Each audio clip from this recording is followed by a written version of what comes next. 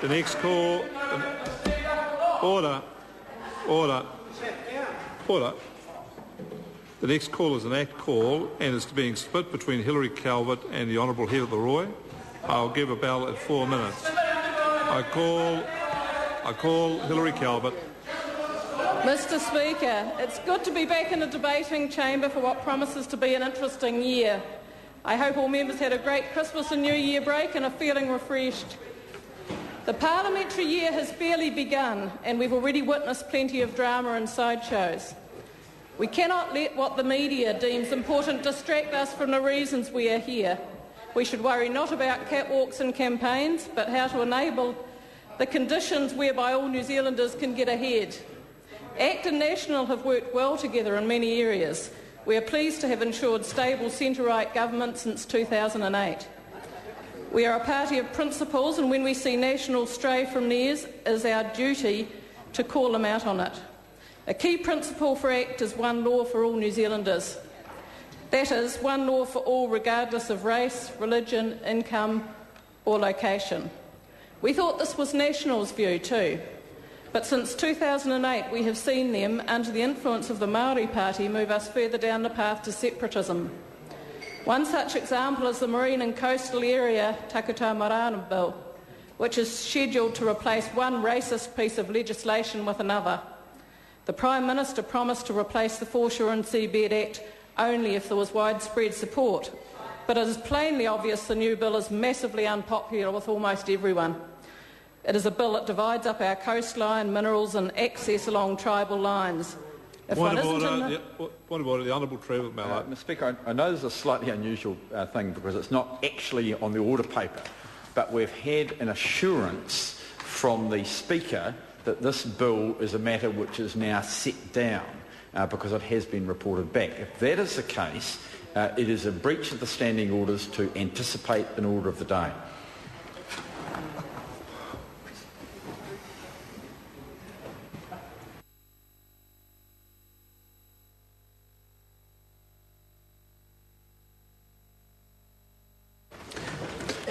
The member is correct technically. It's only a breach if it's can be reasonably expected for that bill to be reached on that sitting day. Well, come on. Excuse me. There is no chance that we're going to get to that bill today. So it's perfectly in order for the member to make reference to that particular piece of legislation. Invite Hilary Calvert to continue. If one isn't in the right iwi, one misses out. National says up to 10% of our coastline could wind up under customary title. We could ultimately have a situation where our entire coastline, just like our longest river, is under co-governance. What is wrong with that, some may ask? The Treaty of Waitangi, signed a little over 171 years ago, promised that all, Māori and non-Māori, would be equal before the law. Everyone would have the same rights and responsibilities as each other. That has long since fallen by the wayside. The treaty has been twisted into a form that pits them versus us. No longer is it about equality of opportunity for all. Instead, it is now focused on taking what we have and divvying it up along racial lines. For ACT, one law for all goes beyond race. It is about empowering all New Zealanders to get ahead and better ourselves. It is about acknowledging that focusing on equality of outcome is impossible and irresponsible, but we can and must work to ensure equality of opportunity. We see children trapped in bad schools, ill forced to linger on public waiting list, and the jobless lost in an archaic welfare system. As our leader Rodney Hyde said, ACT finds the thought of 12,000 new entrants per year, ultimately leaving school functionally illiterate, unacceptable. It's abhorrent that those in the central North Island cannot get the same level of chemotherapy treatment as other parts of New Zealand. And locking our young people out of the workforce through impossibly high minimum wages borders on criminal.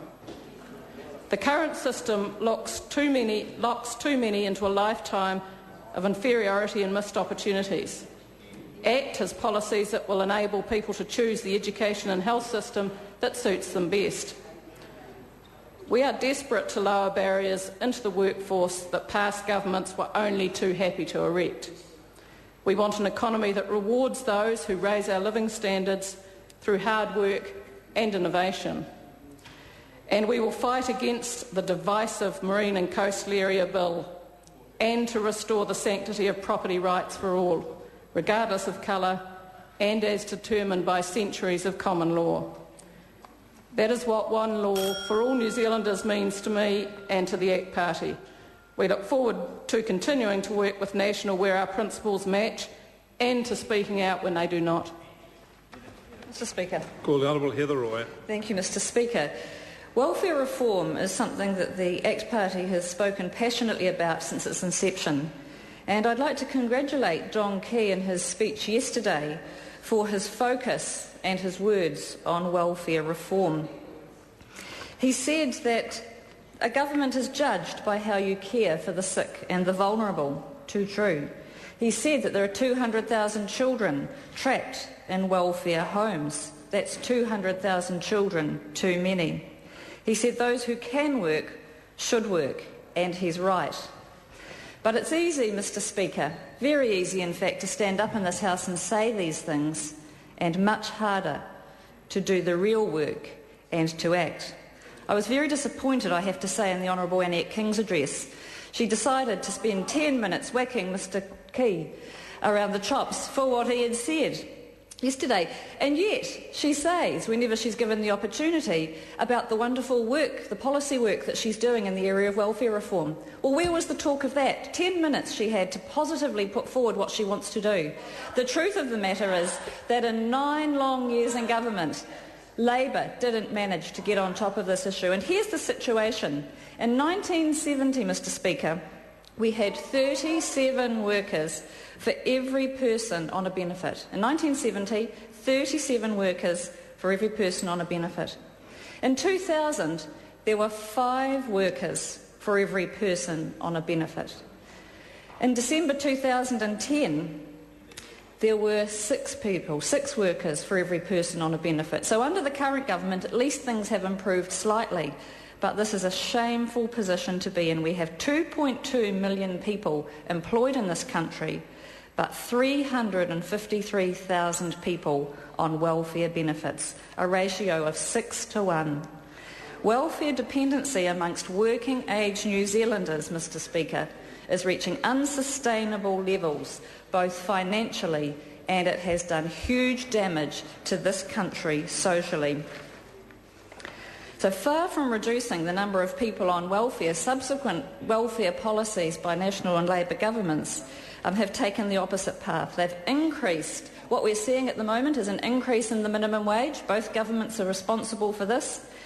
And National has steadfastly refused to reinstate youth rates, which push people out of work and onto welfare, coupled with the entrenching of middle-class welfare by refusing to alter the Working for Families policies, which make more people than ever dependent on the state. Mr Speaker, the Welfare Working Group have actually put forward some very sound proposals. There's a lot of them. Some of the proposals are excellent and are things that the ACT Party has proposed for a long time. Some are considered to be a tough love approach. That may well be the case, but it is time, Mr Speaker, that we did get tough. It's time that we had the courage to actually do the things that will make a difference. This might mean lifting the age at which a young woman can get the DPB. It might mean having time limits for benefits. These things, Mr Speaker, might be tough, but they actually put the incentives in the right place and they allow people to take ownership of their own lives. These are the decisions that we have to make. And when we talk about what is tough, and again I congratulate the Prime Minister for focusing on this in his speech yesterday, it is too tough to stomach the environment in which far too many of our precious young children live in, where they are abused and in some cases too many killed. The Lilybings, the James Whakarurus, the Nia Glassies. Welfare dependency, Mr Speaker, has created an environment where these sorts of issues, the abusive relationships, the suffering that these small children have had, means that we have a society which none of us in this House should be comfortable with. ACT is the only party committed to true welfare reform, and we will push the government as far as we can in terms of getting the incentives right. There are many things that we could do to send the right signals. We could be purchasing our own accident and unemployment insurance, which puts the emphasis in the right place. We need to get the economy in a position where it can support the truly vulnerable, where welfare functions as a safety net, not a hammock that is so distended that you cannot tell the truly vulnerable from those who would like to be able to climb out and get on their own. Michael Joseph Savage, Mr. Speaker, would turn in his grave. He was popular because he offered people hope. He said, let people govern themselves, and when we think welfare reform, that's what should be foremost in our minds. I advise the member that a time has expired.